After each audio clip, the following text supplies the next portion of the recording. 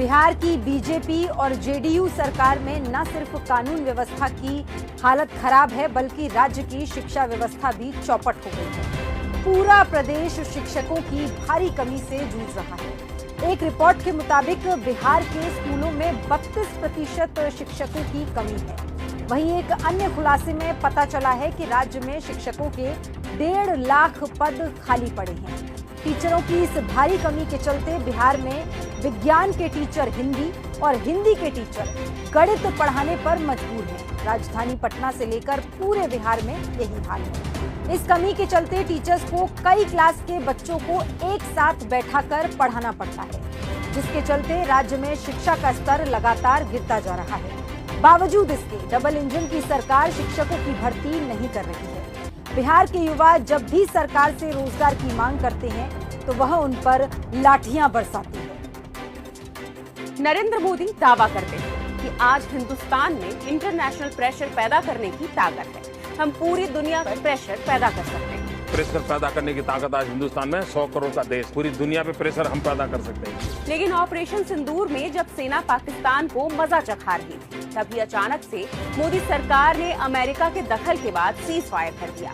देश के नाम अपने संबोधन में पीएम मोदी ने कहा कि पाकिस्तान के आग्रह पर भारत ने सीज फायर किया, लेकिन अमेरिकी राष्ट्रपति ट्रंप अलग ही कहानी बताते फिर रहे हैं कि उन्होंने दोनों देशों से व्यापार बंद करने की धमकी दी, तब सीज फायर हुआ। ऐसे में सवाल है कि पीएम मोदी ट्रंप के सीज फायर कराने के दावे पर मौन क्यों रहे?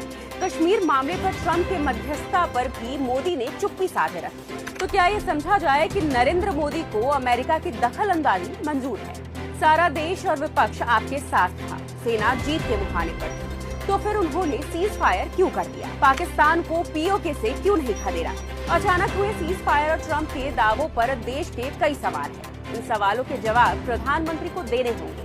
वो संसद का विशेष सत्र बुलाए और बताए कि आखिर सच्चाई क्या है। ये राष्ट्रहित से जुड़ा मामला है, सरकार इससे कन्नी नहीं काट सकती। Yes, India deserves answers. Yes, 140 crore people want to know what happened, but not from Trump, from the Prime Minister of India. US President Donald Trump once again addressed India's most sensitive issue, the ongoing conflict with Pakistan, before Prime Minister Modi even uttered a word. And once again, Modi chose silence. What is utterly unfortunate is that Trump has actually spoken more on the India-Pakistan conflict than our own Prime Minister Narendra Modi. We helped a lot.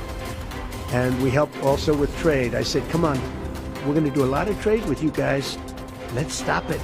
Let's stop it. For decades, every Indian government, regardless of party, has stood firm that the India-Pakistan issue must remain bilateral. But Modi's silence is now allowing outsiders to interfere in that matter. What's worse, it's been weeks since the Pahalgam terror attack, where brave Indians were martyred in cold blood. In the face of such a grave national crisis, 2 all-party meetings were called, and PM Modi skipped both. The Congress party, in the interest of India and its 140 crore people, is demanding a special session of parliament. Because India deserves answers, and those answers must come from our own Prime Minister, not from foreign presidents.